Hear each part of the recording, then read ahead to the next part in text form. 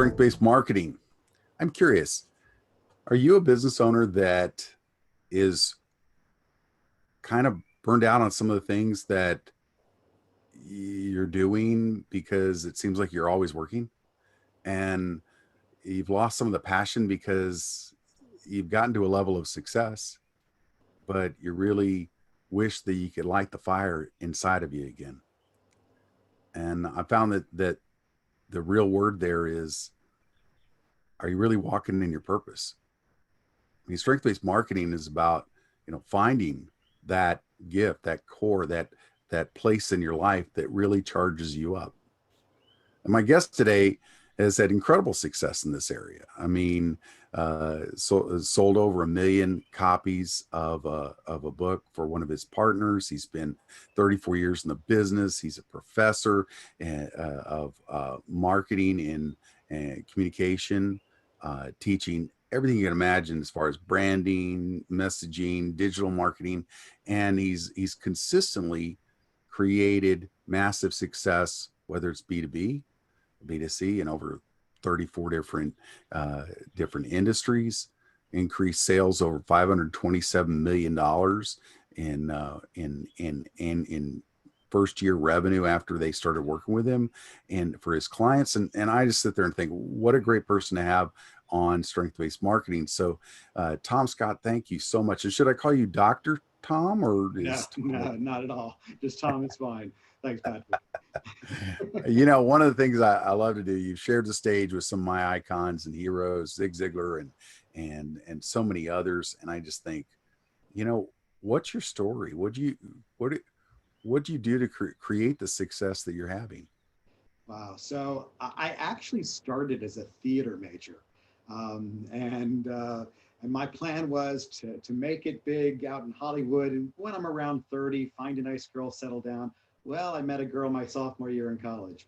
And her dad was a CPA, and theater major and a possible father-in-law who's a CPA wasn't a great mix as far as his feelings about my job prospects. So I went for the much more lucrative field of art. Actually, I wound up becoming a graphic designer. I finished my undergrad in graphic design and worked for ad agencies initially. I started as an art director, but I found I was very quickly promoted to creative director because I was the one who could speak to the suits and understand what they were trying to accomplish and create something that wasn't just attractive, fun, entertaining, but actually caused people to take action and do things.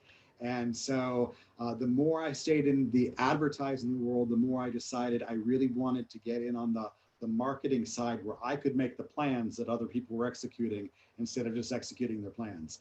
So I went back to school and furthered my education in marketing.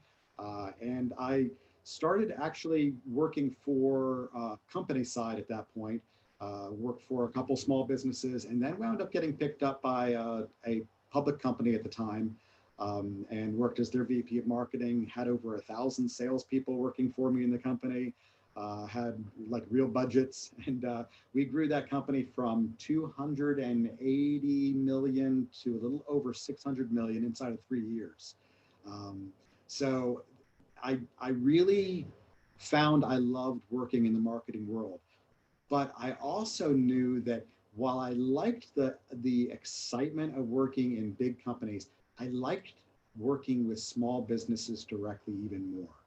And it's because big companies, it's still, in the end, it's by the numbers. You can have passion for it, certainly. You can have a corporate culture that's awesome, but there's something about a small business owner who they're doing what they love as a business, not because they love marketing, not even because they love business as much as they love what they do.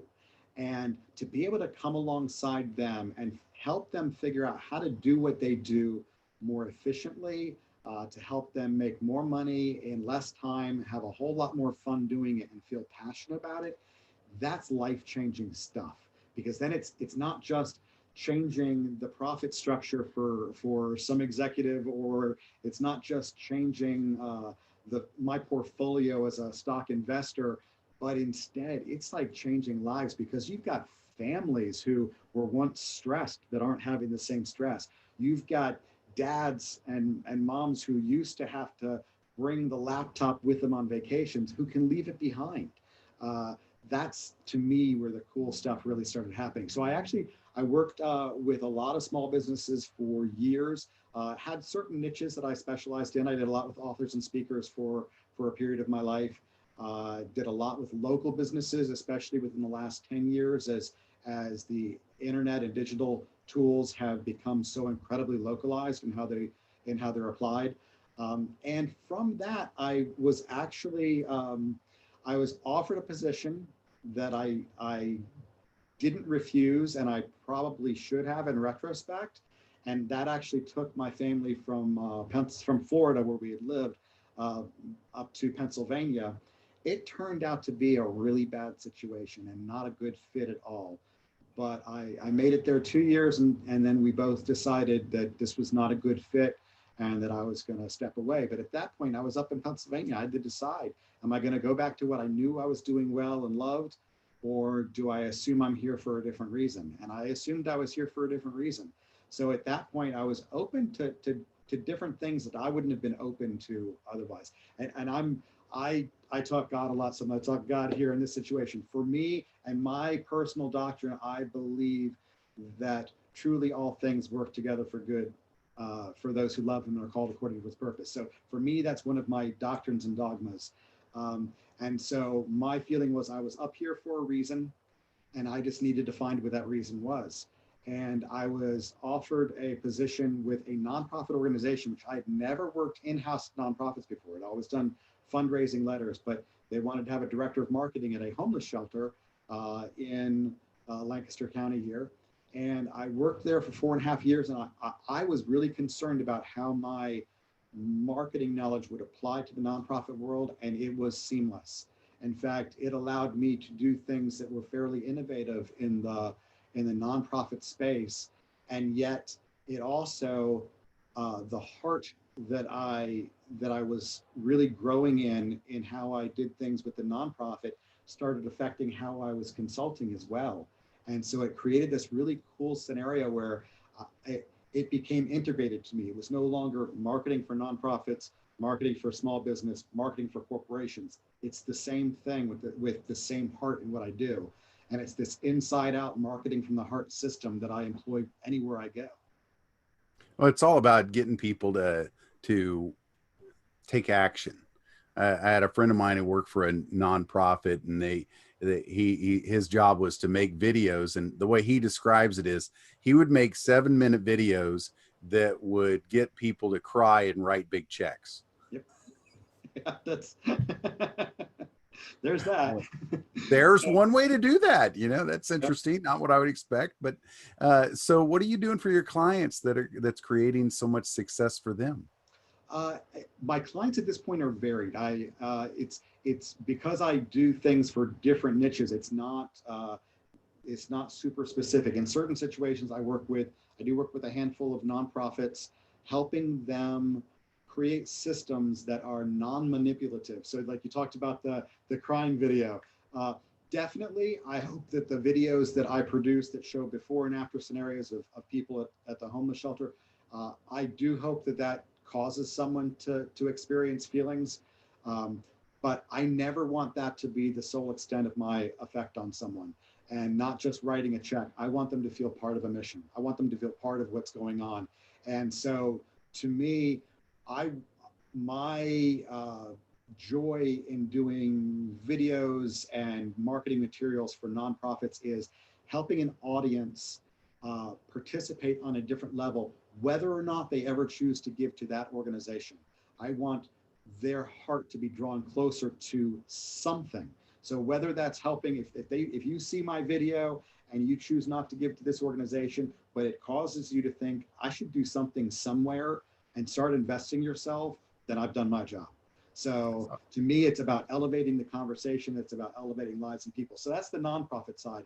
In the for-profit side, I've got a myriad of small business clients. Typically, they're between 1 and 20 million in sales a year, depending on the type of organization it is. And usually they're at that stage where there's 3 or 4 employees. maybe a little bit more, but that tends to be like the sweet spot that I found where between that 5 and 10 spot, especially, it's when the CEO or the president of that company is still wearing a lot of hats, doing a lot of things themselves. They're probably still handling their own marketing management. They may have freelancers working on things. They may have some agencies here and there that are doing little things for them, but there's probably not any cohesive plan or thought.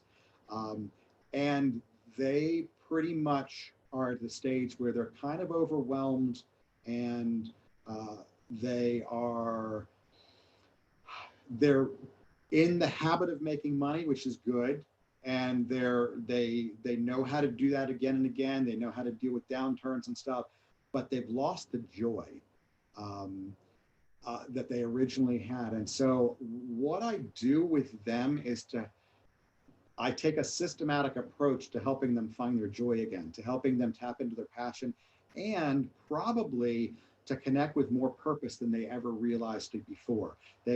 They got into the business they got into because they love what they did and they're good at it and they could make money. And it was a great way of supplying for a family and needs.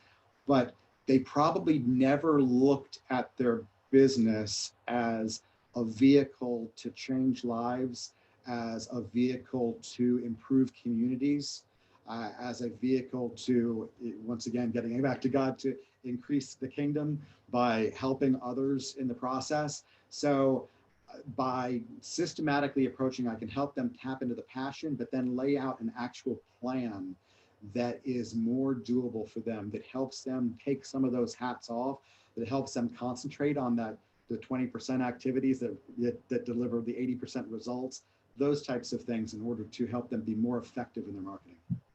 That's beautiful. I mean, one of the things that I see that's fairly consistent in the way that you work with your clients is you get people to step in like a good recruiter would for like the military. If you know what I'm saying, whether it's your videos and the nonprofit, you want people to raise their hand and say, "I'm in," and you're getting that business owner to look at what's the real purpose of what I'm doing, and then step in and say, use me. Yep. I'm available. I'm in. I'm all in.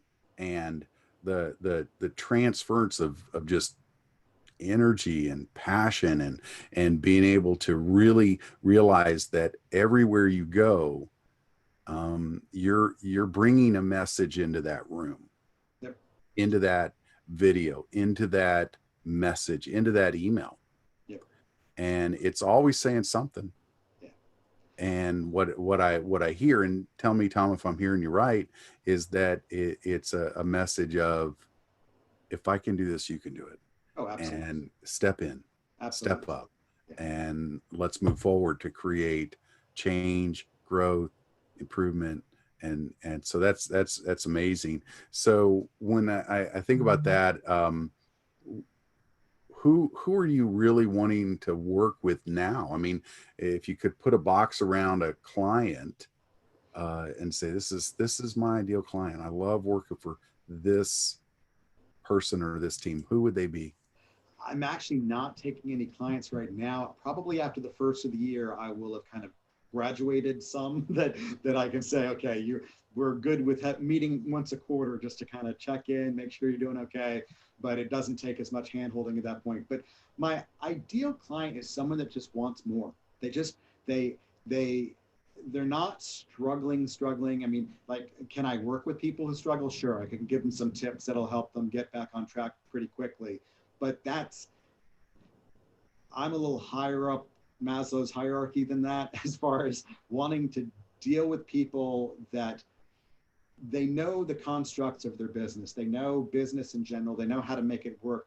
They need to tap into that fire. They need more purpose. They need to be able to do it more efficiently. So it's that golfer who already has a great swing that I'm helping him learn how to get on the pro-am. That's really the idea more than anything. Beyond that, it's my students. I was recruited first as an adjunct 4.5 years ago, and I thought I was just going to do it just for fun, one night a week, just to get out and do something. But I fell in love with the impact because I was working for a nonprofit that I could change a lot of lives and help a lot of people in that space. And I was helping the community as large in that space. But when I started dealing with students and realizing I was sending these students out to affect a lot of places like that, both nonprofit and for profit, to help owners of businesses, because when they go out and they, maybe there is that business owner that's got, that 10 employees and the 11th one is an in-house marketing design type person out of school because it's someone they can afford. And because of what I've taught that student, them to be able to go in and help a life that I can't touch personally because I don't have enough hours in the day, then that is a really, really cool thing to me.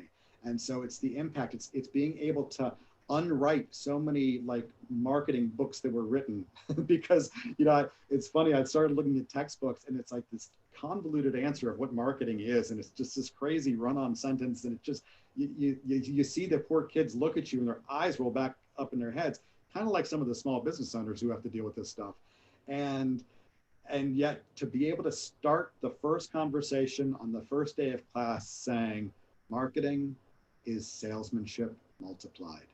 It is simply taking the same conversation that I would have directly with you and figuring out how to connect it with a lot of people. And the greatest skill of marketing, in my opinion, overall, bar none, is empathy. It's empathy, being able to put yourself solidly in the shoes of the person that you're trying to market to or you're trying to connect your idea with. Because if you know that, you're going to wave off a lot of people because they're just not the right target. They're not the right people for you. And I have no business or desire to sell someone on something I'm not, or to represent clients who want to do that.